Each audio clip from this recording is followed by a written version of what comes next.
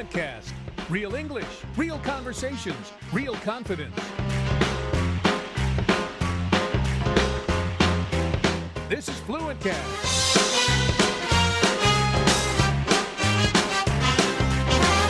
Hello, and welcome back to FluentCast, the podcast where we explore the intersection of language, culture, and the world we live in. I'm your host, Diego, and before we dive into today's topic, if you are enjoying our episodes and want to keep improving your English through real-world discussions, make sure to hit that subscribe button on Spotify, Apple Podcast, or wherever you listen. It really helps us grow our community.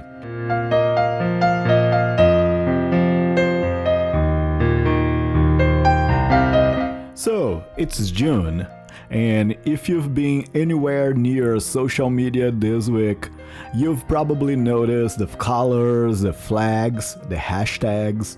June is Pride Month, and the month where millions of people around the world celebrate identity, visibility, and the right to simply exist as who they are. And today's episode is about a song.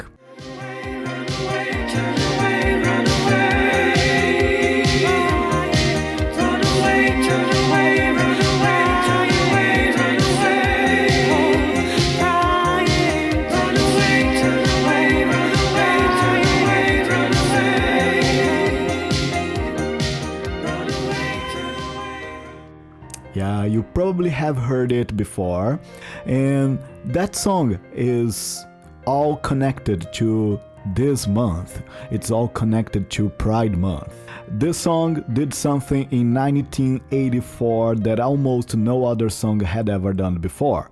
It told the truth. It told a story without a metaphor, without hiding. And the story behind it, the real story, it starts not in a recording studio, but it started in violence, it started in mistreatment at home. And this is the story of Small Town Boy by Bronski Beat. So, without any further ado, let's go to it.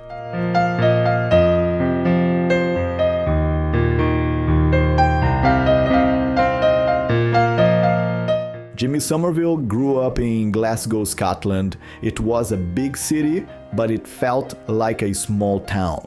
People did not like anyone who was different. Being an openly gay boy there was scary and dangerous. One day, when Jimmy was young, he was attacked in an alley. He was beaten by people from his own city. Soon after, his father told him to leave their home. This rejection was very painful because it came from his family, not just strangers. Jimmy had a choice. He could stay quiet and hide his pain, or he could do something with it. He decided to make music. He wrote a song. In 1984, his band Bronski Beat released the song Small Town Boy. From the first note, the song felt special. The lyrics were like a farewell letter. The chorus said, "Run away, turn away, run away." It told the story of a young gay boy who had to leave home to survive. The song was very clear. There were no secrets or hidden messages. Jimmy was honest. A young gay man could not live freely in his town, so he had to go. The music video told the same story. Jimmy was at a swimming pool. He looked at another young man, and for a moment there was a connection. But then came trouble. He was surrounded and beaten. The police took him home. His mother cried. His father stayed cold and angry. He gave Jimmy some money, but no hug, no goodbye. It was like he was saying, without words, "You are not my son anymore." So, Jimmy left. He sat on a train alone, with only his truth and his song. Against all odds, Small Town Boy became a big hit. It reached number 3 in the UK charts and played in clubs all across Europe. The world listened to Jimmy's story, a story of pain, courage and survival, and it could not be ignored.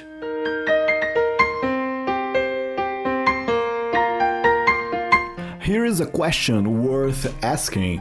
It's 2026, 42 years since that song was released.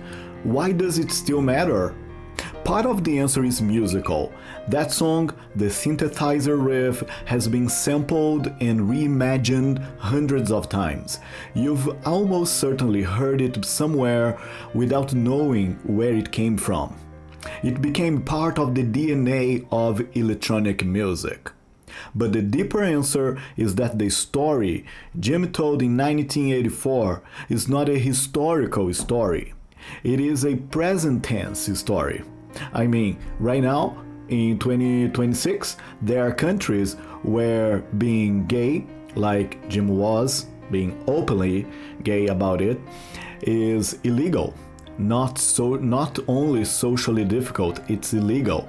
Punishable by prison, in some places punishable by death. There are governments that use LGBT communities as scapegoats. Scapegoats is a big word in here, very important to learn. That is, groups that are blamed for a country's problems to distract people from corruption. We use this word scapegoat. Like, for example, imagine you broke a vase at home and instead of telling other people, hey, I did it, you blame the dog. Like, oh, the dog did it. Like, the dog has nothing to do with it, but it was a scapegoat. The dog was a scapegoat. Like this analogy, and usually minority groups like LGBT communities, sometimes immigrants, are used as scapegoats by politicians to distract people from corruption, from the real economic failure, from political crisis. That mechanism, finding a group to blame and directing public anger toward them, is one of the oldest political tools in existence, and LGBT communities have been its targets in countries across Africa, Middle East, in the USA recently, Eastern Europe and beyond.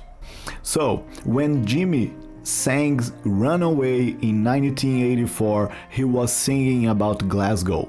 But the boys and girls who are running away today, they are crossing borders, they are running away from the same thing. The song didn't age. The world just kept producing new reasons to need it.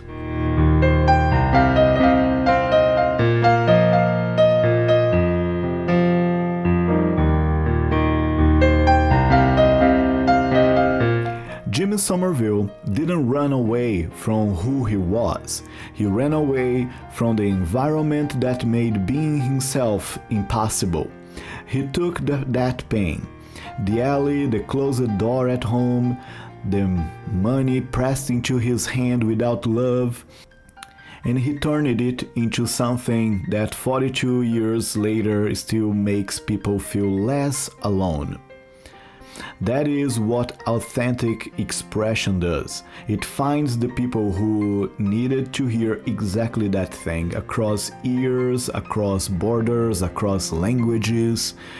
And today's vocabulary, the word scapegoat that you learned, a person or a group blamed for problems they didn't cause to distract from the real source, is a very important word for you to learn.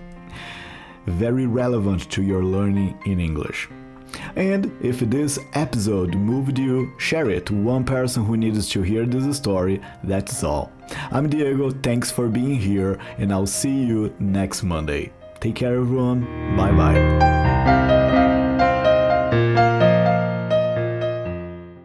FluentCast is a production of Fluent English Academy. To learn English in a natural and practical way, visit www.fluentenglishacademy.com.br